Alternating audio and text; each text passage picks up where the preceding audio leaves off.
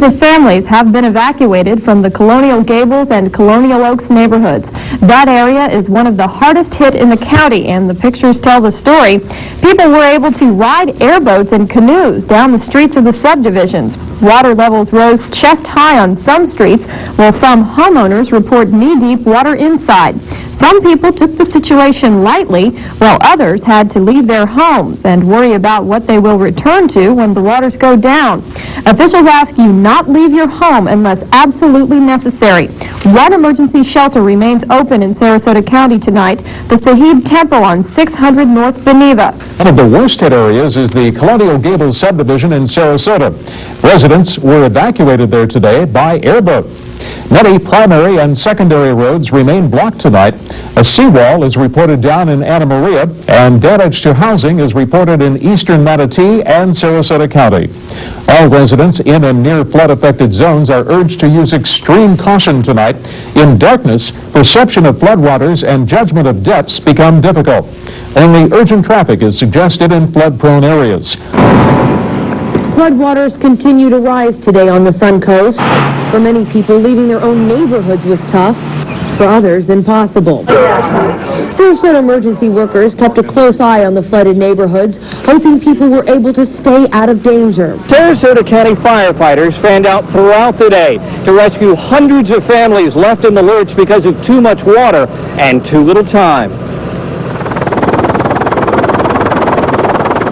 A whole lot of people just came into waterfront property and wish they hadn't. Carpets floating up off the floor, and some of the places are up to here when we were walking down to get out. Diane put the kids in life jackets, Trish Smith put the kitten in the luggage, and they all hightailed it out of Dodge as the water washed across 10 square miles. I got to my house by somebody who picked me up in a canoe. Probably 50 to 75% of the homes have water in it. Where was this house? And to bail those people out, firefighters slogged through miles of water to reach worried residents like Janet Parsons. What's your biggest fear? Being trapped in here and having no way out. But a lot of people were taking their chances. With a little Yankee ingenuity, Janet McIntyre ventured out to get a grocery. And we inflated the boat and we got the oar and we're rolling down the street. And people were finding all kinds of ways to get down the street as they made the best of a bad situation. Pretty calm about all this. Yeah, can't do a thing about it. Say what? Can't do a thing about it. Well, Scarlett Jones planned to do a little something about it. She bought a wetback for a friend as a housewarming gift. Yes, he just bought his house. He hasn't been in but a couple of days. Welcome to the neighborhood. Yes, really. People who have lived out here for 20 years have never seen anything like this, not even in Hurricane Elena. They say you'd have to go all the way back to 1963 to find flooding like this. It's terrible. Stan Green remembers, but had hoped he wouldn't have to be reminded. I was mopping up last night till 2 o'clock in the morning, and then it started again, and everything just came in. It's estimated that 115 people were sent packing by the storms. Emergency shelters were opened up. However, most people are bunking with family or friends.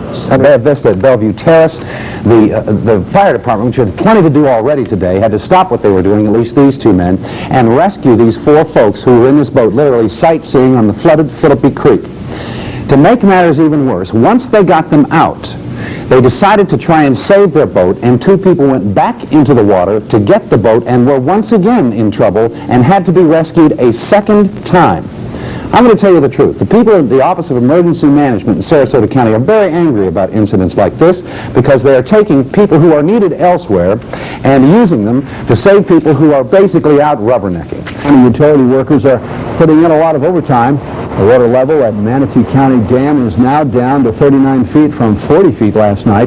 Floodgates are open and will be flowing 4 times the normal amount of water through the dam over the next few days. They're still flooded after as much as 20 inches of rain in the past 2 days fell, damaging property in parts of Florida's Gulf Coast.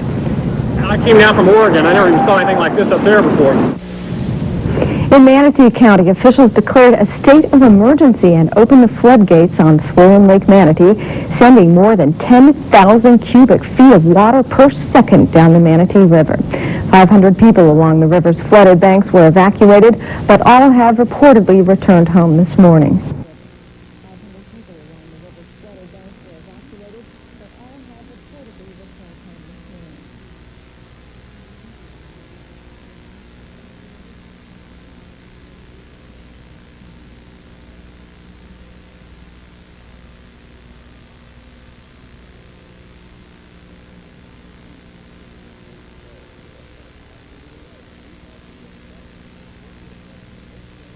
Hurricane history of this coast of Florida. What you about to tell us? Absolutely right. We've had in Venice, for the area, the most rain in a 24-hour period ever recorded in this area. That includes Tampa Bay and St. Petersburg. Rains in the last 3 days have left every river, stream, ditch, and pond in our area overflowing its banks.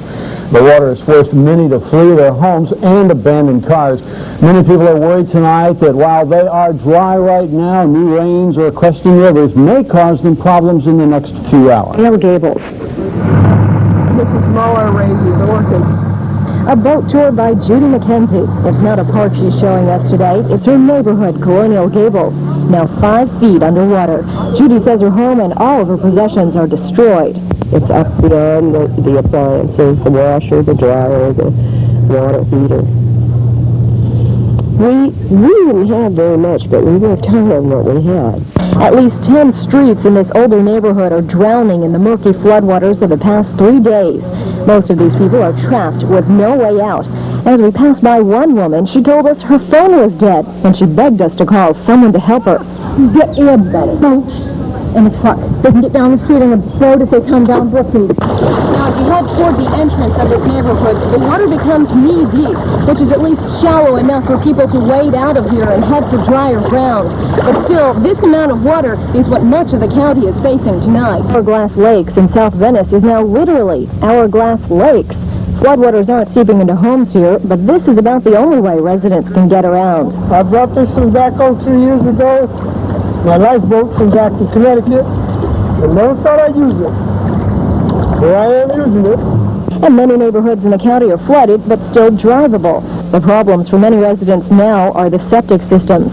Amos Delagrange says the drains and toilets in his home no longer work because the ground is too saturated. You can look around the back, there's water standing in the yard like that, so nothing can get away with this kind of water.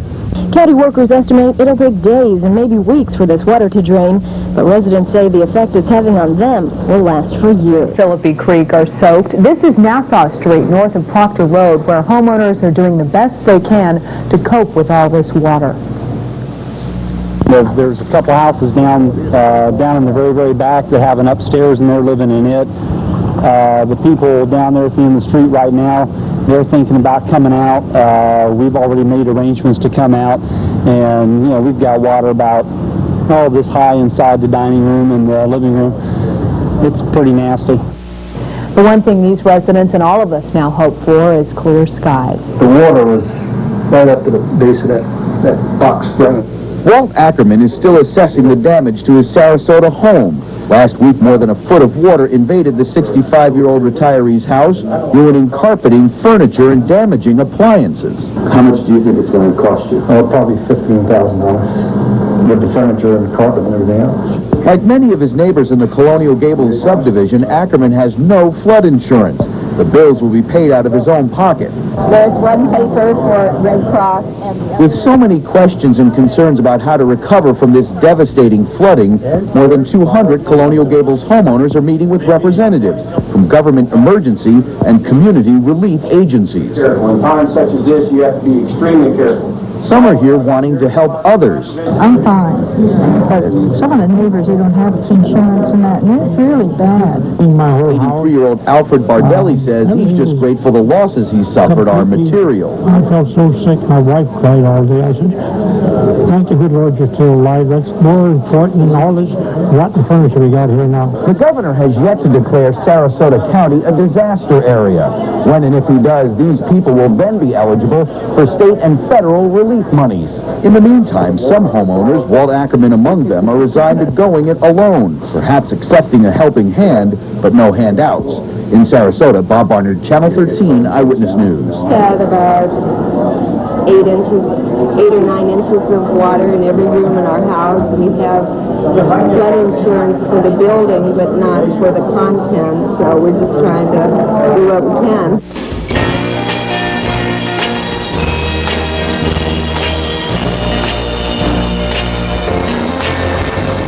The old hometown looks the same as I step down from the train.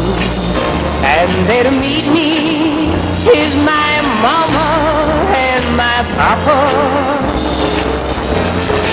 Down the road I look and there runs Mary, hair of gold and lips like cherries. It's good to touch the green, green grass of home.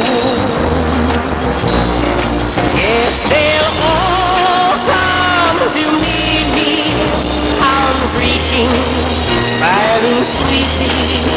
It's good to touch the green, green grass of home.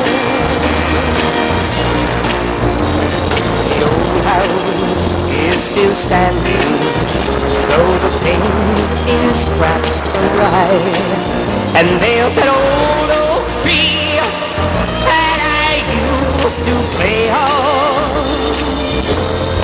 Down the lane I walk with my sweet Mary, hair of gold and lips like cherries. It's good to touch the green, green grass of home.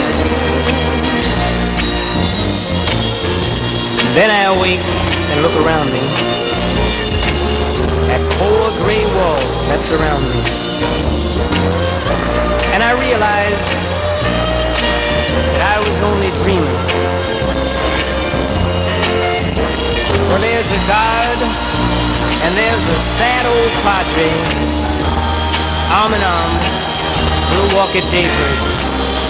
Again I'll touch the green, green grass of home. Yes, they'll all come to see me in the shade of that old oak tree as they lay me beneath the green, green grass of home.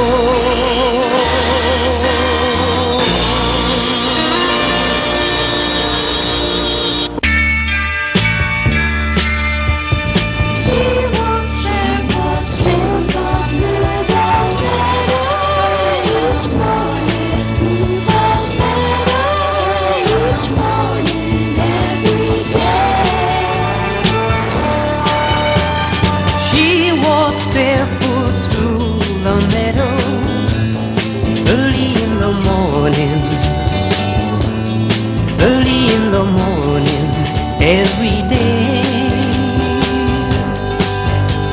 And she wakes up the sleeping flowers early in the morning.